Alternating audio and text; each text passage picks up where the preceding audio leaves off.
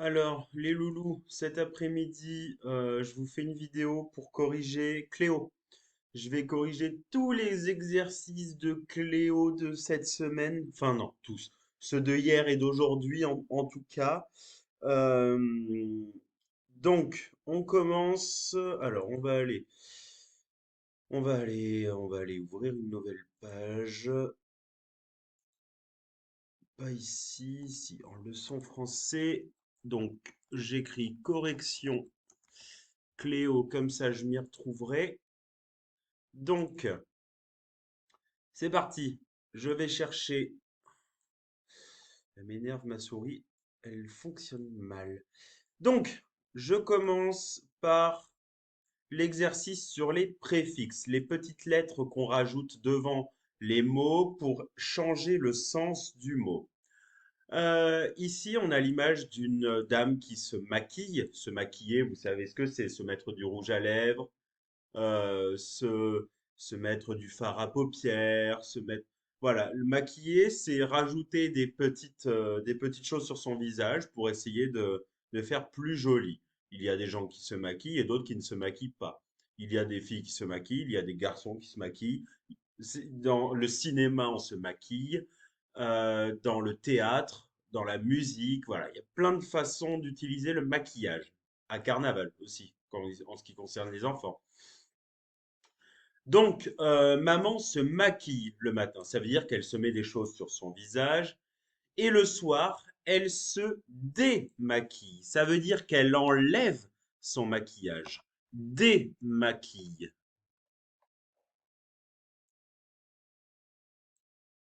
La deuxième phrase, j'ai sorti du pain du congélateur. J'ai sorti du pain du congélateur. Bientôt, il sera congelé. Je vous explique. Dans mon réfrigérateur,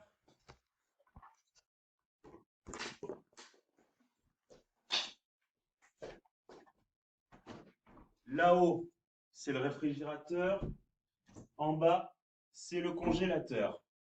Le congélateur, c'est pour congeler. Ça fait de la glace et on peut glacer les aliments. Quand on glace les aliments, on appelle ça congeler.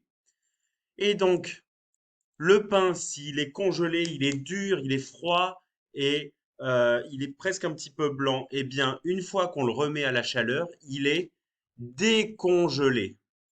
On a rajouté les deux lettres D. Ensuite, la phrase suivante. J'étais bien coiffé. C'est pas mon cas, je suis pas bien coiffé, mais c'est pas grave. Donc, j'étais bien coiffé, mais le vent m'a décoiffé. Ça veut dire que ma coiffure était correcte, elle était bien sur le côté, tout ça, et le vent est arrivé, et hop, ça m'a totalement décoiffé. Alors, le vent m'a décoiffé, et si je veux me coiffer encore une fois, il faut que je me recoiffe. Certains élèves sont attentifs, mais d'autres sont, alors, pas attentifs. C'est en deux mots, donc ça ne peut pas fonctionner. Je sais qu'il y en a qui ont dit ça. Mais non, le mot c'est inattentif. On utilise le préfixe in comme dans visible, invisible. Visible, invisible. Attentif, inattentif. Ça, c'est comme parfois Bojidar qui regarde au plafond, ou Laura qui joue avec son stylo, ou Yanislav qui fout dans son casier. Ils sont inattentifs. Bon, heureusement, ils sont pas tout le temps inattentifs. Voilà pour ce premier petit exercice. On attaque sur le deuxième maintenant. Hop, il faut que je le retrouve.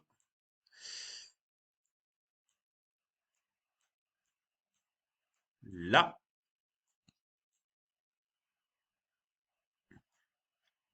Je suis descendu à la cave, mais j'ai oublié de prendre quelque chose. Il faudrait que j'y... Alors, redescende. Je suis descendu une fois, il faut que je redescende à la cave. La cave, en anglais, c'est basement. C'est là où on range les choses dont on ne se sert pas dessous la maison. C'est ça, une cave. Comme j'avais froid, j'avais boutonné mon manteau jusqu'en haut, comme à la récréation quand je vous demande tout le temps de remettre votre fermeture.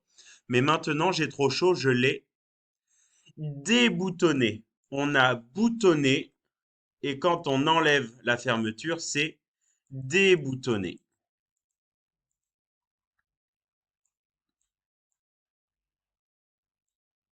Je vous laisse observer, regardez.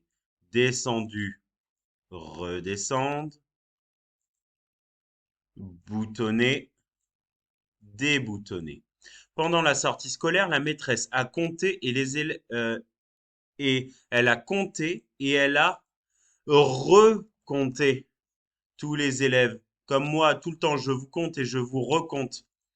Par exemple, quand on sort de la classe, quand on va en récréation, pour être sûr que tout le monde est bel et bien là, puisque je suis responsable de vous. La neige est tombée la nuit dernière, alors nous avons déneigé le trottoir. Alors ça, c'est c'est rigolo parce que du coup, on n'utilise pas un verbe, on utilise un mot.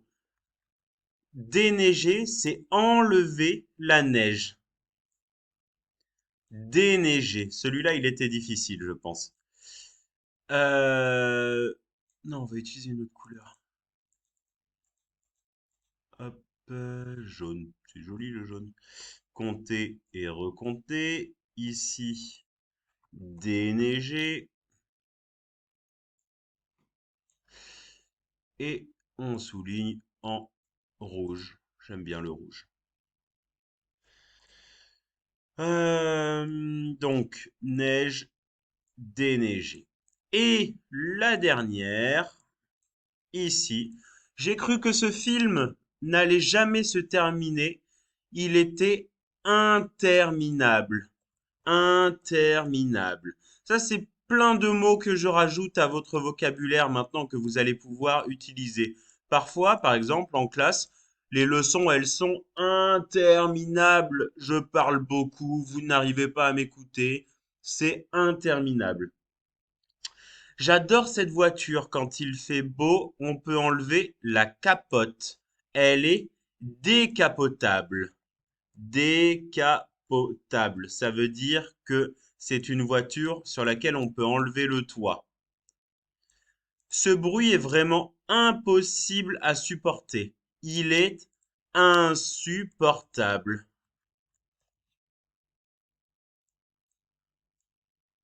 Et la dernière phrase, cette table est pratique pour les pique-niques. On peut la monter et la ranger en quelques minutes. Elle est démontable.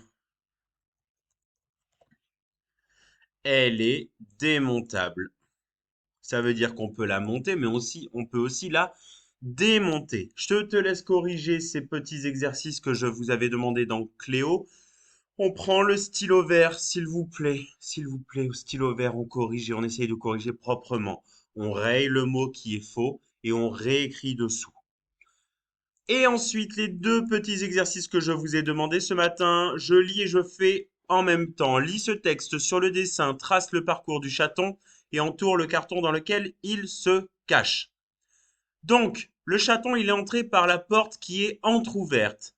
La porte entr'ouverte, c'est celle-ci. Elle n'est pas fermée, elle n'est pas grande ouverte, elle est entr'ouverte.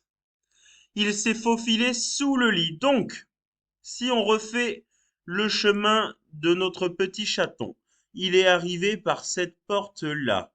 Ensuite, il s'est faufilé sous le lit, puis il a grimpé sur la chaise à gauche du lit. Donc la chaise à droite du lit, c'est celle-là. La chaise à gauche du lit, c'est celle-là. Donc il est allé sous le lit et il est monté sur la chaise. Et il a sauté sur le bureau, ici. Ensuite, il s'est caché dans le carton qui était là. Et hop, voilà le chemin de notre petit chaton. La deuxième. Lis ces indications et suis-les sur le plan avec le doigt, puis entoure la maison dans laquelle Jean veut aller. Alors, notre petit Jean, il prend la première à gauche, puis la deuxième à droite. Alors, je rappelle, en rouge à gauche, en bleu à droite. Donc, la première chose, il prend la première à gauche. La première à gauche, c'est la première rue à gauche. Et n'oubliez pas une chose, il y a des enfants qui ont oublié. On part de Jean, on ne part pas d'ici. On part de Jean. Donc Jean, il est là. Et on prend la première à gauche. Donc ça veut dire qu'on va jusqu'au premier moment où il y a un virage et on prend à gauche.